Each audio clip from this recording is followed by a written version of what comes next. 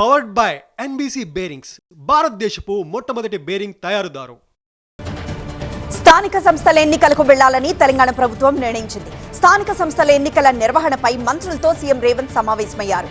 దాదాపు గంట పాటు కొనసాగిన ఈ సమావేశంలో కీలక నిర్ణయాలు తీసుకున్నారు.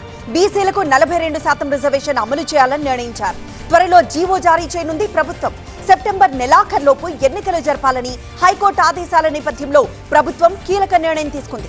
అక్టోబర్లో ఎన్నికలకు వెళ్లేలా ప్రభుత్వం ప్రణాళిక చేస్తోంది.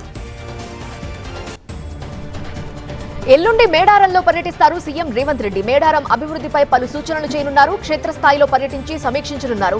పూజారుల సూచనల మేరకు అభివృద్ధి డిజైన్లను విడుదల చేయనున్నారు ముఖ్యమంత్రి. మేడారం జాతర పనులకు సంబంధించి టెక్నికల్ కమిటీ ఏర్పాటు చేయనున్నారు. గద్దెలను యథాతథంగా ఉంచి సంప్రదాయాలను తప్పకుండా గౌరవించాలన్నారు సీఎం. సీఎం రేవంత్ రెడ్డికి కిషన్ రెడ్డి ఫోబియా పట్టుకుందన్నారు బీజేపీ తెలంగాణ చీఫ్ రామచంద్రరావు. కిషన్ రెడ్డిని నిందించడం మానుకోవాలన్నారు. రేవంత్ పాలనలో విద్యా వ్యవస్థ దుర్భరంగా మారిందన్నారు. రేవంత్ కు ఢిల్లీ వెళ్లి రావడమే సరిపోతోందన్నారు. కాళేశ్వరంపై ప్రభుత్వం రాసిన లేఖ సిబిఐ దగ్గరుందన్నారు. చిట్చాట్ లో కవిత కీలక వ్యాఖ్యలు చేశారు. కాళేశ్వరం అంశంలో తప్ప హరీష్ రావుపై వేరే కోపం లేదన్నారు. ఘోష్ కమిషన్ నివేదిక చూస్తే అన్ని అర్థమవుతాయన్నారు. చాలా అంశాల్లో హరీష్ రావు తనకు సంబంధం లేదన్నారు. కేసీఆర్ నిర్ణయమేనని హరీష్ చెప్పినట్లు నివేదికలో ఉందన్నారు. వివిధ శాఖల ఫైల్స్ నేరుగా కేసీఆర్ కు వెళ్తున్నాయని చూసుకోవాలని 2016లోనే కేటీఆర్ కు సూచించారన్నారు కవిత. మళ్లీ ఎన్నికల్లో తాను పోటీ చేయనని ఎమ్మెల్యే కడియం శ్రీహరి అన్నారు. ఇవే తన చివరి ఎన్నికలని గతంలోనే చెప్పానన్నారు. నియోజకవర్గ అభివృద్ధి కోసమే పనిచేస్తానన్నారు. చిల్లర పనులు చెయ్యను, తప్పు చేసి తల వంచను అని చెప్పారు. వ్యక్తిగత దూషణలు దాటి కుటుంబ సభ్యులను తిడుతున్నారని, మనుషులకైతే సమాధానం చెప్పొచ్చని మండిపడ్డారు. పశువుల పరిరక్షణపై సీఎం చంద్రబాబు కీలక వ్యాఖ్యలు చేశారు. ఇప్పటి వరకు పిల్లలు, వృద్ధుల కోసమే హాస్టల్స్ ఉన్నాయని, పశువుల కోసం ప్రత్యేక హాస్టల్స్ నిర్మిస్తామన్నారు సీఎం. పశువులను మేపేందుకు అడవికి వెళ్లకుండా హాస్టల్స్ ఏర్పాటు చేస్తామన్నారు. కోనసీమలో కొబ్బరి చెట్లు దెబ్బతిండంపై డిప్యూటీ సీఎం పవన్ కళ్యాణ్ స్పందించారు. శంకరగుప్తం దగ్గర సముద్రం నీటితో దెబ్బతిన్న కొబ్బరి తోటలను దసరా తర్వాత స్వయంగా పరిశీలిస్తానన్నారు. రైతులు, అధికారులు, శాస్త్రవేత్తలతో చర్చిస్తానని పవన్ తెలిపారు. టీడీపీ ఎమ్మెల్యే బోండా ఉమా వ్యవహారం దారికొచ్చింది. పవన్ తో వివాదంపై సర్దుబాటు చేసింది నాయకత్వం. పవన్ కళ్యాణ్ పై వరుస ట్వీట్లతో బోండా ఉమా ప్రశంసల వర్షం కురిపించారు. అసెంబ్లీలో ప్రస్తావించిన సమస్యని తక్షణమే పరిష్కరించిన పవన్ కు ధన్యవాదాలన్నారు బోండా ఉమా. వేగంగా, నిష్పక్షపాతంగా చర్యలు తీసుకున్నారని అన్నారు. బనకచర్ల ద్వారా రాయలసీమకు నీళ్లివ్వాలని సీఎం చంద్రబాబు ప్రయత్నమన్నారు ఎమ్మెల్యే జూలకంటి బ్రహ్మారెడ్డి. హంద్రీనీవా ప్రాజెక్టు పూర్తి చేసి రైతుల కళ్లల్లో ఆనందం చూశారన్నారు. పల్నాడు 60 ఏళ్ల కళ వరికిపూడిసల ప్రాజెక్టుకు సీఎం గ్రీన్ సిగ్నల్ ఇచ్చారన్నారు బ్రహ్మారెడ్డి. అసెంబ్లీలో మాత్రమే పవన్ అందుబాటులో ఉంటున్నారని, కనీసం కేబినెట్ మీటింగులకు కూడా హాజరు కావటం లేదన్నారు అంబటి రాంబాబు. మర్మమేంటో పవన్ కే తెలియాలన్నారు. డిప్యూటీ సీఎం సినిమా అయితే టికెట్ 1000 రూపాయలు చేస్తారా అని ప్రశ్నించారు. టికెట్ రేట్లు పెంచి దోచుకోవటం సరికాదన్నారు. జనాన్ని పీక్కు తింటామంటే కుదరదు అన్నారు.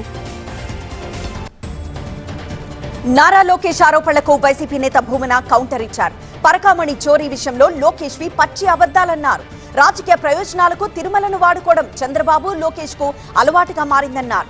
2023లో రవికుమార్ అనే క్లర్క్ డాలర్లను చోరీ చేశాడని, దొంగతనాన్ని గుర్తించి పట్టుకున్నది వైసీపీ హయాంలోనే అని చెప్పారు. తిరుమలపై విష ప్రచారం చేయడం సరికాదన్నారు. దసరా ఉత్సవాలను అపహాస్యం చేయడానికి విజయవాడ ఉత్సవ్ నిర్వహిస్తున్నారని కామెంట్ చేశారు వైసీపీ నేత పోతిన మహేష్. దుర్గమ్మ హుండీ ఆదాయం 5 కోట్లు దాటదని, అయితే విజయవాడ ఉత్సవ్ పేరుతో 100 కోట్లు దోచుకోవడానికి స్కెచ్ వేశారన్నారు. అందుకే హడావిడి, హంగామా చేస్తున్నారని ఆరోపించారు. ఈ నెల 24న సచివాలయం ఎదురుగా ఉన్న రాజీవ్ గాంధీ విగ్రహం ఎదుట బీసీ బతుకమ్మ సంబరాలను ఘనంగా నిర్వహిస్తామని బీసీ సంక్షేమ సంఘం జాతీయ అధ్యక్షుడు జాచుల శ్రీనివాస్ గౌడ్ తెలిపారు. రవీంద్ర భారత్లో బతుకమ్మ సంబరాల పోస్టర్ ఆవిష్కరించారు. బీసీ రిజర్వేషన్ల సాధనకై వేల మంది మహిళలతో బతుకమ్మ సంబరాలను నిర్వహిస్తున్నామని తెలిపారు. ఈ కార్యక్రమానికి మంత్రులు కొండా సురేఖ, సీతక్క, జూపల్లి హాజరు కానున్నట్లు వెల్లడించారు.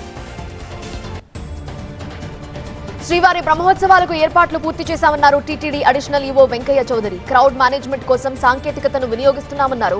దసరా సెలవుల నేపథ్యంలో రద్దీ ఎక్కువగా ఉంటుందని, ఎంత రద్దీ ఉన్నా భక్తులకు మెరుగైన సేవలు అందిస్తామన్నారు. దేవి శరణ్ నవరాత్రి ఉత్సవాలకు ముస్తాబైంది బాసర ఆలయం. భక్తులకు ఇబ్బంది కలగకుండా అన్ని ఏర్పాట్లు చేశామన్నారు ఆలయ ఈవో అంజనాదేవి. రేపటి నుంచి అక్టోబర్ 2 వరకు దేవీ నవరాత్రి ఉత్సవాలు జరగనున్నాయి. 9 రోజుల పాటు అమ్మవారి చెంత నూతనంగా నవరత్నవ అర్చక శ్రీచక్ర పూజ నిర్వహిస్తామని ఆలయ అర్చకులు తెలిపారు. అన్ని శాఖల సమన్వయంతో బందోబస్తు నిర్వహిస్తున్నామన్నారు. మహబూబాబాద్ జిల్లాలో ముందస్తుగా బతుకమ్మ సంబరాలు వైభవంగా జరుపుకున్నారు. లండన్ కిడ్స్ ఏకశిల పాఠశాలల్లో విద్యార్థులు ఉపాధ్యాయులు కలిసి బతుకమ్మ వేడుకల్లో పాల్గొన్నారు. రంగురంగుల పూలతో పేర్చిన బతుకమ్మలను ఒకచోట చేర్చి వాటి చుట్టూ బతుకమ్మ పాటలు పాడుతూ కోలాటాలాడుతూ విద్యార్థులు ఉత్సాహంగా నృత్యాలు చేశారు. మావోయిస్టు పార్టీ ఆవిర్భావ దినోత్సవ వేడుకలను వారం రోజుల పాటు ఘనంగా నిర్వహించాలని పిలుపునివ్వడంతో భద్రాచలం ఏజెన్సీ ప్రాంతంలో హై అలర్ట్ ప్రకటించారు పోలీసులు. శాండ్ వెండర్స్ పై నిఘా పెంచి మావోయిస్టుల టార్గెట్ లో ఉన్న వారందరినీ అలర్ట్ చేస్తున్నారు. ఏజెన్సీలో ఉన్న ప్రజాప్రతినిధుల పర్యటనలు నిషేధించి సురక్షిత ప్రాంతాలకు వెళ్లిపోవాలని చర్ల సీఐ రాజువర్మ తెలిపారు. భద్రాచలం ఏజెన్సీలో మావోయిస్టు పార్టీ విడుదల చేసిన లేఖ రాజకీయ, వ్యాపార, భూస్వామ్య పెత్తందారి వర్గాల్లో వణుకు పుట్టిస్తోంది. పోలీసులకు ఇన్ఫార్మర్లుగా వ్యవహరిస్తున్న వారికి ప్రజా కోర్టులో మరణశిక్ష తప్పదని హెచ్చరిస్తూ విడుదలైన లేఖపై ఇంటెలిజెన్స్ వర్గాలు ఆరా తీస్తున్నాయి. లేఖలో పేర్కొన్న కోటేరు శ్రీనివాసరెడ్డి, లంకా రాజు, ఇర్ఫా వసంత్ పేర్లతో పాటు మరికొంతమందిని పోలీసులు అరెస్ట్ చేసి అలర్ట్ చేశారు. ఎన్టీఆర్ జిల్లా తిరువూరులో భారీ వర్షానికి జనజీవనం స్తంభించిపోయింది. భారీ వర్షం కారణంగా ఆర్టీసీ బస్టాండ్ చెరువును తలపిస్తోంది. రాత్రులు హైదరాబాద్ ప్రయాణం చేసే ప్రయాణికులకు ఇబ్బందిగా మారింది బస్టాండ్. పట్టణ ప్రధాన రహదారిపై వరద నీరు చేరడంతో ప్రజలు తీవ్ర ఇబ్బందులు పడుతున్నారు. లోతట్టు ప్రాంతాలు జలమయంగా మారాయి. గుంటూరు జిల్లాలో భారీ వర్షం కురిసింది. నగరంలో గంట పాటు కురిసిన వర్షానికి రోడ్లన్నీ జలమయమయ్యాయి. 3 వంతెనలు, కంకరగుంట అండర్ పాస్ లోకి వర్షపు నీరు చేరింది. వాహనదారులు తీవ్ర ఇబ్బందులు పడుతున్నారు. అల్లూరు జిల్లా పాడేరు ఏజెన్సీలో భారీ వర్షం కురిసింది. జీ మాడుగల్లో కొత్తపల్లి జలపాతం ఉధృతంగా ప్రవహిస్తోంది. దీంతో పంట పొలాలు నీట మునిగాయి. అంబేద్కర్ కోనసీమ జిల్లాలోనూ పలుచోట్ల భారీ వర్షం కురిసింది. రాజోలు దీవిలో ఈదురుగాలులతో కూడిన కుండపోత వర్షం పడింది. దీంతో రహదారులు జలమయమయ్యాయి. ఆల్వాల్ పిఎస్ పరిధిలోని బొల్లారం బజార్ రైల్వే స్టేషన్ వద్ద రైలు పట్టాలపై నడుచుకుంటూ వెళ్తున్న 3 యువకులను రైలు ఢీకొట్టింది. ఈ ఘటనలో 2 యువకులు మృతి చెందగా మరొకరి పరిస్థితి విషమంగా ఉండడంతో ఆసుపత్రికి తరలించారు. మృతులు కార్ఖానా మచ్చ బొల్లారం వాసులుగా గుర్తించారు. మృతదేహాలను పోస్ట్మార్టం నిమిత్తం గాంధీ ఆసుపత్రికి తరలించారు. స్కూళ్లకు దసరా సెలవులు ప్రారంభం కావడంతో హైదరాబాద్ నుంచి సొంత గ్రామాలకు వెళ్తున్నారు నగరవాసులు. దీంతో విజయవాడ రహదారిలోని టోల్ ప్లాజాల దగ్గర ట్రాఫిక్ జామ్ అవుతోంది. ప్రయాణికులు తీవ్ర ఇబ్బందులు పడుతున్నారు. దేశంలోని అన్ని ప్రధాన రేవుల్లో బహుళ పత్రాలు సుదీర్ఘ ప్రక్రియకు ముగింపు పలుకుతున్న ప్రధాని మోదీ ప్రకటించారు. వ్యాపారం, వాణిజ్యాన్ని సరళతరం చేసేందుకు 1 నేషన్ 1 డాక్యుమెంట్ 1 నేషన్ 1 పోర్ట్ ప్రక్రియ అమలు చేస్తున్నట్లుగా తెలిపారు. భారతదేశ శక్తి సామర్థ్యాలను కాంగ్రెస్ నిర్లక్ష్యం చేసిందని ప్రధాని మోదీ విమర్శించారు. కాంగ్రెస్ విధానాల కారణంగానే భారత్ తాను అందుకోవాల్సిన విజయాన్ని ఇప్పటి వరకు సాధించలేకపోయిందన్నారు. నరేంద్ర మోదీ ఓట్ల చోరీ చేశారంటే దేశంలో ఎవ్వరూ కూడా సందేహించరని కాంగ్రెస్ నేత రాహుల్ గాంధీ అన్నారు. ఓట్ల దొంగతనంపై ఇప్పటికే తాను పలు ఆధారాలు చూపించారన్నారు రాహుల్ గాంధీ. అతి త్వరలో హైడ్రోజన్ బాంబు పేలుతుందని, దీంతో మోదీ సర్కార్ షేక్ అవుతుందన్నారు. ఓట్ల చోరీపై తిరుగులేని సాక్ష్యాలు త్వరలో బయటపడతానన్నారు రాహుల్ గాంధీ. శరన్నవరాత్రి వేడుకలకు బాసర దేవస్థానం ముస్తాబైంది. ఈసారి అమ్మవారి చెంత కొత్తగా నవర్నవ అర్చన, శ్రీచక్ర పూజ నిర్వహించనున్నట్లుగా అర్చకులు తెలిపారు. 29న మూలా నక్షత్రం రోజు సరస్వతి రూపంలో అమ్మవారిని దర్శించుకునేందుకు 1,00,000 మంది భక్తులు వస్తారని అంచనా వేస్తున్నారు.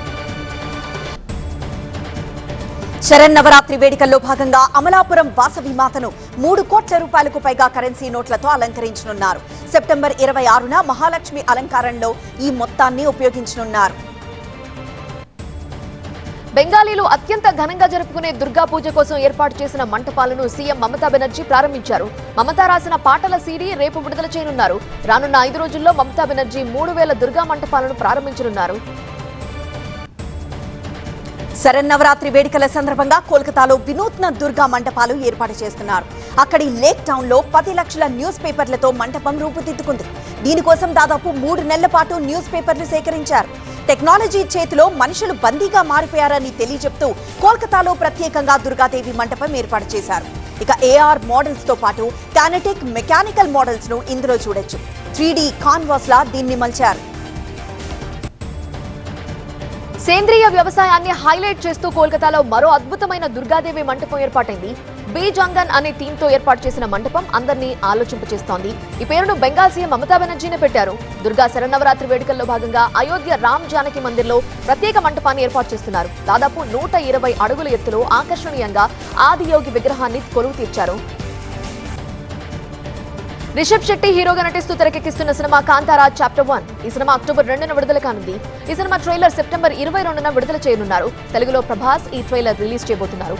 హిందీలో హృతిక్, తమిళ్లో శివకార్తికేయన్, మలయాళంలో పృథ్వీరాజ్ సుకుమారన్ ట్రైలర్స్ విడుదల చేయబోతున్నారు. స్వదేశంలో ఆస్ట్రేలియాతో జరిగిన 3 మ్యాచ్ల వన్డే సిరీస్ ని భారత్ 1-2 తేడాతో కోల్పోయింది. ఈ సిరీస్ ని తొలి మ్యాచ్ లో ఆసీస్ గెలవగా రెండో మ్యాచ్ లో టీమిండియా గెలిచింది. నిన్న జరిగిన నిర్ణయాత్మక 3వ వన్డేలో ఆసీస్ మరోసారి గెలిచి సిరీస్ ని కైవసం చేసుకుంది. 413 టార్గెట్ ని ఛేదించేందుకు బరిలోకి దిగిన భారత్ పోరాడి ఓడింది. స్మృతి మందన 63 బంతుల్లో 17 ఫోర్లు, 5 సిక్సర్లతో 125 పరుగులు చేసి వీరోచిత శతకంతో విజృంభించిన లక్ష్యానికి 44 పరుగుల దూరంలో నిలిచిపోయింది team India women's team. Asia cup లో మళ్లీ భారత్ పాకిస్తాన్ మధ్య మరో మ్యాచ్ కు రంగం సిద్ధమైంది. టోర్నీ సూపర్ 4 దశలో భాగంగా జరిగే పోరులో ఇరు జట్లు ఇవాళ మళ్లీ తలపడుతున్నాయి. రాత్రి 8 గంటలకు దుబాయ్ వేదికగా మ్యాచ్ జరగనుంది. ఏకపక్షంగా సాగిన గత మ్యాచ్ లో భారత్ అలవోకగా విజయం సాధించి తమ స్థాయిని ప్రదర్శించింది. అయితే ఓటమి అనంతరం పాక్ క్రికెటర్లతో మన ఆటగాళ్లు షేక్ హ్యాండ్ ఇచ్చేందుకు నిరాకరించడం, తదనంతర పరిణామాల్లో పాక్ తీవ్ర అసంతృప్తి ప్రదర్శించి వివాదానికి దారితీయడం జరిగాయి. మరి ఇవాల్టి మ్యాచ్ లో ఏం జరుగుతుందో అన్న ఆసక్తి కనిపిస్తోంది. పవర్డ్ బై NBC బేరింగ్స్, భారతదేశపు మొట్టమొదటి బేరింగ్ తయారుదారు.